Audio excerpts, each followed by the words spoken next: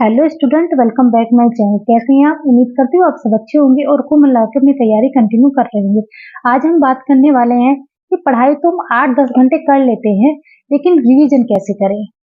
ये हर स्टूडेंट की प्रॉब्लम होती है कि रिवीजन कैसे करा जाए, क्योंकि आप सभी के कमेंट भी आए थे कि दीदी पढ़ाई तो हम करते हैं लेकिन रिवीजन करने का परफेक्ट तरीका हमें नहीं पता, किस तरीके से रिवीजन करना चाहिए।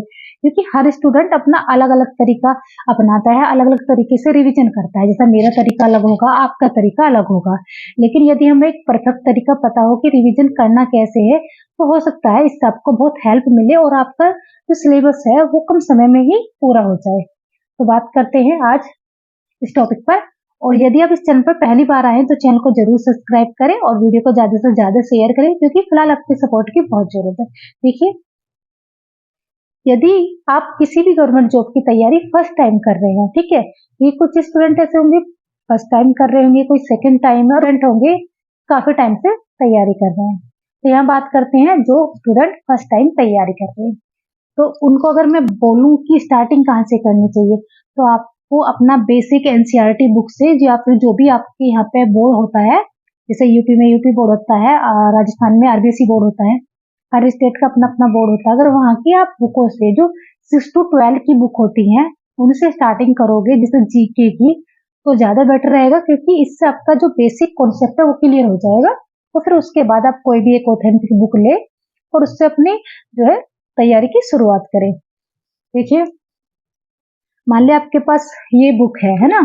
देखिए, जैसे आपके पास ये बुक है, ये मेरे पास सीडीपी की बुक है, अवनी पब्लिकेशन की।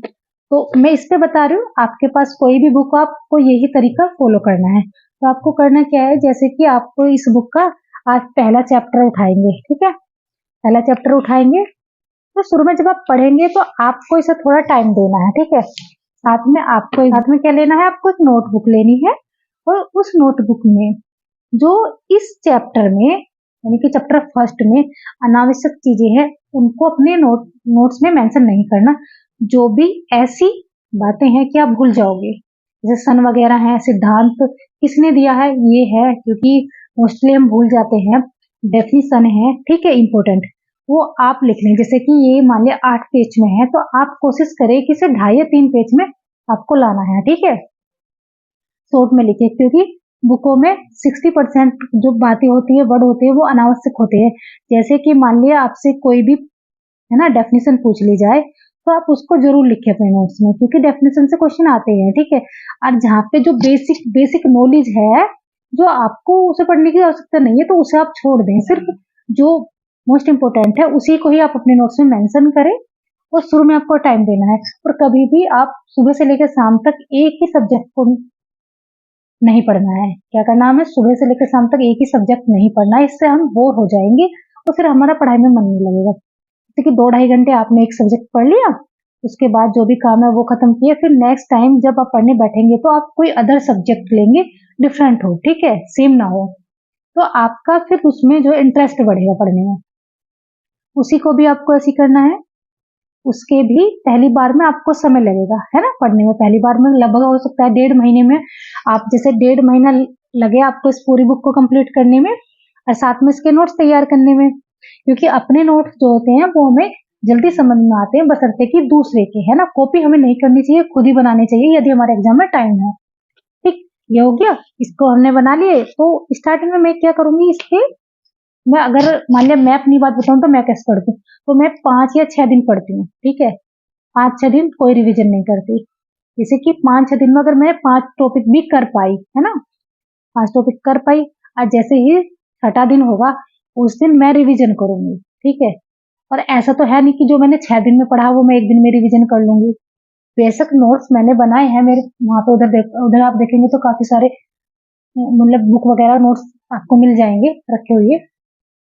तो ऐसा तो है नहीं वो सारा एक दिन में कंप्लीट हो जाएगा। तो उसके लिए मैं क्या करती हूँ, 2 दिन 3 दिन, जब तक वो सारा मैं रिवीजन ना कर लूं अच्छे से, जब तक मुझे खुद संतुष्टि ना हो जाए कि जो मैंने पढ़ा था वो मैं याद, मतलब मुझे याद आ रहा है, मैं रिकॉल कर पा रही हूँ, या फिर मैं क्वेश्चन सोल्व कर पा रही हूँ। फिर मैं पीवाईक्यू क्वेश्चन जितने भी मुझे एमसीक्यू होते हैं वो सब नोट्स के अंदर से पढ़ने के बाद वो करके देखती हूँ। यदि मैं सारे कर पा रही हूँ तो मैं बहुत खुश होती हूँ, मुझे लगता है कि हाँ जो मैंने पढ़ा था वो मुझे याद है। तो आपको भी शुरू में 6-7 दिन के अंदर ही अपना रिवीजन कर लेना है, ठीक है।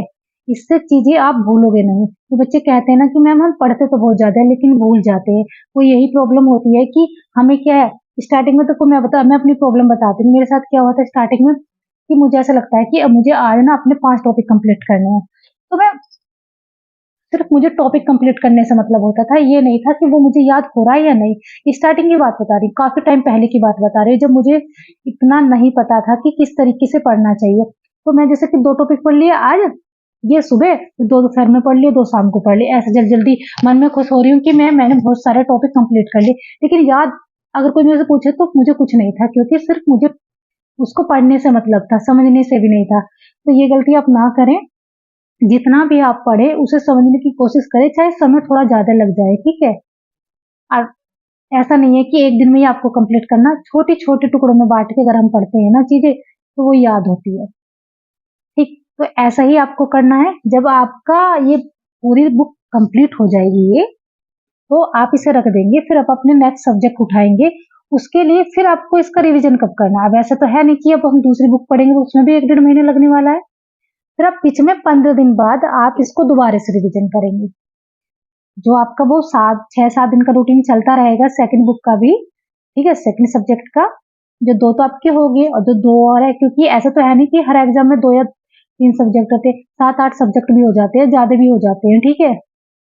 और अगर आप यूपी की बात करें, यहाँ पे जो शिक्षक भर्ती होती है वो प्राइमरी वाले 14 सब्जेक्ट आते हैं उसमें, ठीक है। तो ऐसे ही करना है आपको।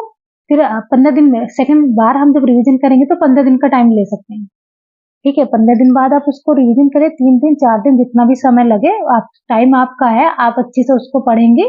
क्योंकि ये ज्यादा अच्छा रहता है कि हम बहुत ज्यादा ना पढ़ के थोड़ा पढ़ें, लेकिन जो अच्छा भी हो और एग्जाम में आने वाला हो और हमें याद भी हो रहा हो, ठीक है। और ये हमारा हो जाएगा। फिर अगर हमसे कोई पूछे कि हमें कितनी बार रिवीजन करना चाहिए, तो मैं आपसे बोलूंगी यदि आपके एग्जाम में टाइम है तब जितनी बार आपसे हो सकता है आप रिवीजन करिए। देखिए जैसे इंग्लिश लिटरेचर है ना, अगर मैं आपसे बताऊं कि मैं कितनी बार उसका रिवीजन कर चुकी हूँ, तो मुझे सच में नहीं पता मैं कितनी बार कर चुकी हूँ। क्योंकि पर डे मुझे ये रहता है कि मुझे उसका एक चैप्टर पढ़ना है, और सुबह मॉर्निंग में पढ़ती हूँ, क्योंकि स्टार्टिंग से ये प्रॉब्लम रही थी कि लिटरेचर आता कम समय था।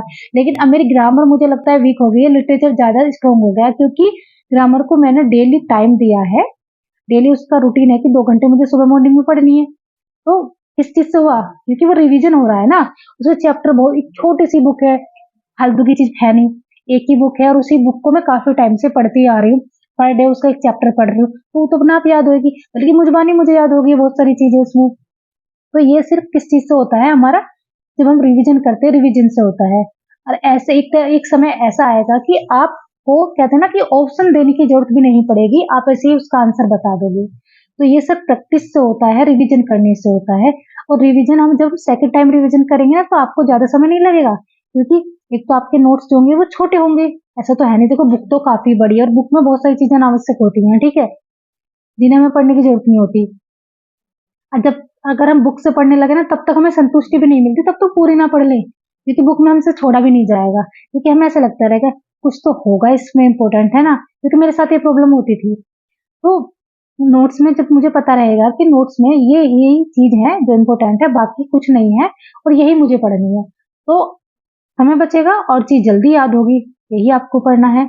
मुझे नहीं लगता इससे परफेक्ट कोई रिवीजन का वो तरीका होगा रिवीजन करने का। बढ़िया तरीका है, और आप भी इस तरीके को अपना कर देखिए। देखिए मैं आपको एक बात बताती हूँ, एक बार मेरा एग्जाम था ना, जो यूपी में एग्जाम हुआ था जूनियर एड का, वो एग्जाम मैंने दिया था। 1894 वैकेंसी आई थी, अगर किसी बच्चे ने दिया हो तो। उसमें क्या था, 2 पेपर आए थे, है ना।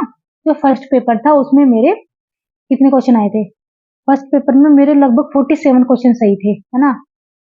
47 क्वेश्चन सही थे, और उसमें से 20 मेरे करंट के, 20 में से 19 क्वेश्चन सही हुए। अब सही कैसे हुए? ज्यादातर स्टूडेंट करंट अफेयर पे ध्यान नहीं देते, पर मेरा क्या था कि जैसे जनवरी का करंट अफेयर लिखा, पहले एक रफ कॉपी में लिखा, ठीक है, उस कॉपी में लिख के उसमें से जो जो चीजें मुझे कंठस्थ होती गई, हर हर मतलब हर संडे उसका रिवीजन, पूरी बुक का सुबह से शाम तक पूरी बुक का रिवीजन कर लेती थी। 12 तो महीने होते हैं, ज्यादा भी नहीं था कि मैं नहीं कर पा रही हूँ, कर लेती थी। यही था कि टारगेट था कि इसका रिवीजन करना है, और उसमें कट मार देती थी पेंसिल से। जो नहीं मतलब ये था कि जो सेकंड बार जब मैं रिवीजन करूंगी वो मुझे पढ़ना नहीं है, तो कट मार देती थी, तो फिर वो कम होता चला गया और लास्ट टाइम में ऐसा हुआ कि 2 घंटे 1 घंटे में पूरी कॉपी का ही रिवीजन हो जाता था, ठीक है? क्योंकि जो-जो चीज़ मुझे याद होती मैं उसे कट करती चली जाती थी, कभी-कभी एक पेज पे 1 या 2 ही चीज़ बची थी पढ़ने के लिए, लेकिन वो रफ कॉपी थी उसमें कट-पीट हम कितने भी कर सकते हैं, ठीक है? लेकिन जो आप नोट्स बनाएँगे उसके अंदर आप ऐसा मत करना, ठीक है? तो आई होप कि आपको ये वीडियो ज़रूर पसंद आई होगी। वीडियो पसंद आई चैनल को ज़रूर सब्सक्राइब करें, ज़्यादा से ज़्यादा शेयर करें और मिलती हूँ अब आपसे नेक्स्ट वीडियो में। Thank you.